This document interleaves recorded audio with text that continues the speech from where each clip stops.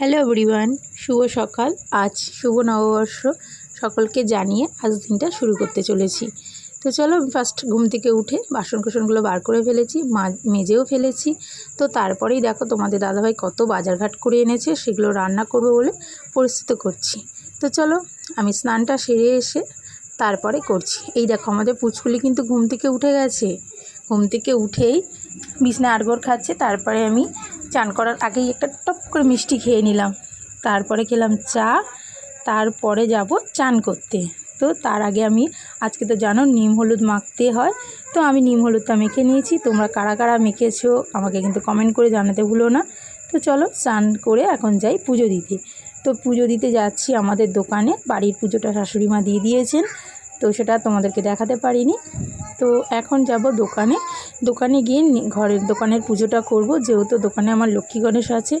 আর আমি তারাপীঠ গেছিলাম, সেই ভিডিওটা তোমাদেরকে দেখাতে পারিনি, তখন আমার করা হয়নি।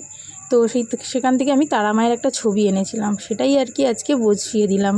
ভালো দিন ছিল, তো বসিয়ে দেওয়ার পর দেখো আমি কিন্তু মাকে পুজো দিয়ে দিয়েছি। আর থালাটা আমার কাছে একটাই ছিল বলে একটা থালাতেই সন্দেশটা দিয়ে আমি পুজোটা দিয়ে দিলাম। তারপরে ছিল আমাদের পাশের দোকানের পুজো, সেখান থেকে প্রসাদ এনে আমরা সবাই খেলাম। খাওয়ার পরে দেখো আমাদের পুচকুলি কিন্তু নিম হলুদটা মেখে নিয়েছে। ও বলছে, দেখো বন্ধুরা আমাকে কেমন লাগছে নিম হলুদ মেখে। তো সেটাই আমাকে দেখাচ্ছিল। আমি বলছিলাম খুব ভালো লাগছে, যাও স্নান করে নাও। ও স্নান করতে গেল।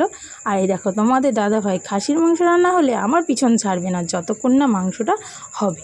আমি মাংস ধুয়ে ম্যারিনেট করে রেখে এখন শুক্তোর আয়োজনে বসে পড়েছি। শুক্তো হবে, বেগুন ভাজা হবে, পটল ভাজা হবে। তো আমি আগে এগুলো কেটে নেব সব, তারপরে যাব রান্নাঘরে। তো চলো রান্না করে দেখাই তোমাদেরকে।